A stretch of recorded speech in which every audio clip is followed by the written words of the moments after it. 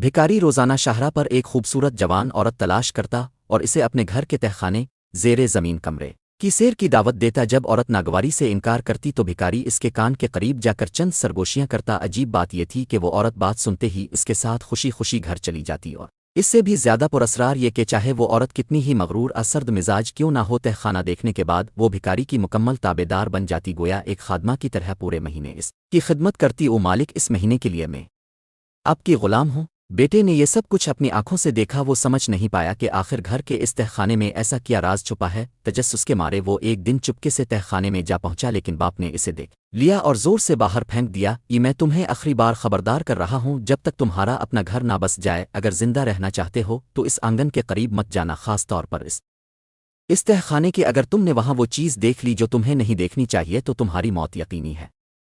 वक्त गुजरता गया, 13 साल बीत गए। छोटा लड़का अब जवान हो चुका था। एक दिन इसने हिम्मत करके अपनी पसंदीदा लड़की से इजहार मोहब्बत किया, लेकिन लड़की ने इसे जलील कर दिया। तो क्या मेंढक हंस की गर्दन पकड़ने आया है? ये अल्फाज उसके दिल में तीर बनकर चुभ गए। इसने दिल ही दिल में सोचा, आखिर क्यों मेरा बाप, जो निहायत बदसूरत बोसीदा कपड़ों में भिखारी लगता है, हर महीने नई औरतों को खुशी खुशी इस तहखाने में ले जा सकता है, और मैं एक लड़की भी नहीं पा सका।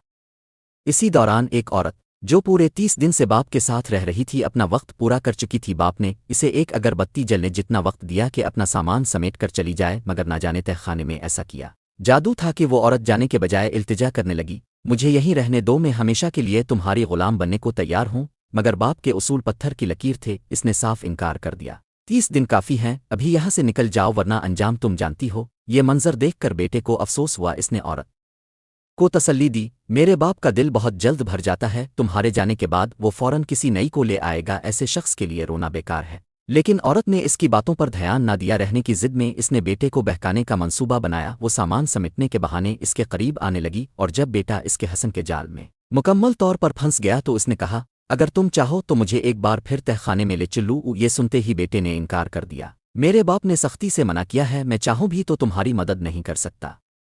औरत ने तंजिया लहजे में कहा, क्या तुम्हें मालूम भी है कि तुम्हारे अपने घर के तहखाने में किया है? तुम तो उसके सगे बेटे हो, फिर भी अनजान हो। अगर जानना है तो खुद जाकर देख लो। ये सुनकर बेटे के दिल में तजस्सुस आसमान को पहुंच गया। अगर वो अपनी महबूबा को तहखाने में ले जाए तो क्या वो भी इसके बाप की तरह इसके ताबेदार बन जाएगी?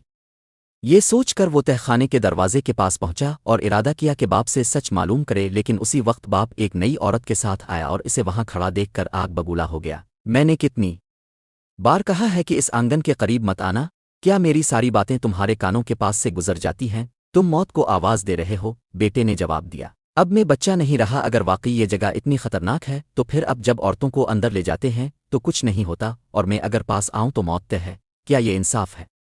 बाप ने गुस्से से कहा, लगता है तुम्हें आसमानी सजा का खौफ नहीं रहा। अच्छा, अगर इतने दलेर हो तो मेरे साथ आओ।